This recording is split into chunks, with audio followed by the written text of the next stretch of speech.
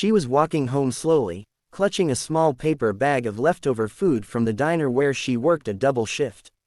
The night air in Toronto was crisp, and the streets were quiet except for the sound of her footsteps.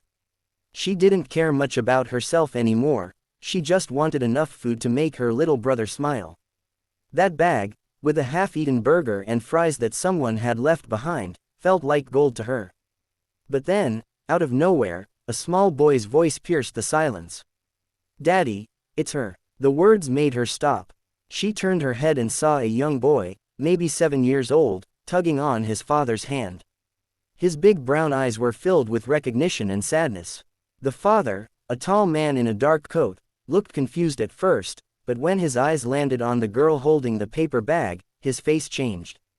She had no idea who they were or why the boy was pointing at her.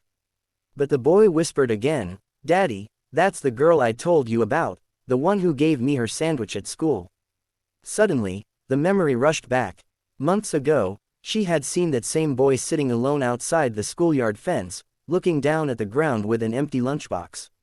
She had been on her way home, hungry herself, but she couldn't walk past him. She had given him the only sandwich she had packed, telling him it was no big deal. She never thought he'd remember. She never thought anyone would notice. Now, standing there with her own bag of scraps, she felt embarrassed. She wanted to run, but the boy's father stepped forward. "It was you," he said softly, almost as if he couldn't believe it. His voice carried both gratitude and sorrow. "My son has never stopped talking about you. That day, you gave him hope when I couldn't." The girl lowered her eyes, feeling her cheeks burn. She wasn't used to praise, not when every day felt like a battle just to keep her brother fed. "It was nothing," she whispered. "Anyone would have done it." But the man shook his head. "No, not anyone. You gave when you had so little yourself. Do you know how powerful that is?" His voice cracked, and he crouched down so his son could look her in the eyes. The boy smiled shyly, as if seeing a hero.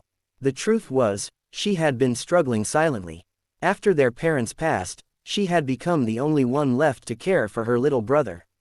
She worked shifts at the diner, cleaned offices at night, and still barely had enough. Every day she wondered how much longer she could carry the weight alone. The father seemed to sense it, as if he could read her tired soul. He put a hand gently on her shoulder. "Listen," he said, "I run a small catering company. We throw out more food than I'd like to admit. If you don't mind, I'd like to make sure you and your brother never have to go hungry again."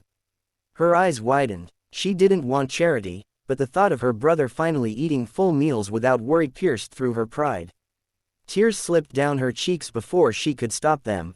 She nodded, unable to speak.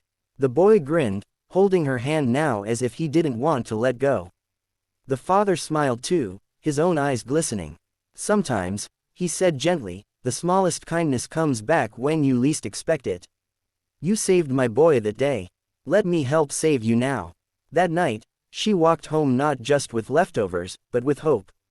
And as she hugged her little brother tightly, telling him everything would be okay, she finally believed it. The kindness she gave away when she had almost nothing returned to her like a miracle. The message was clear: compassion is never wasted. Even the smallest act can echo back in ways that change lives. And sometimes, when you give the world your last piece of bread, it finds a way to hand you back a whole loaf.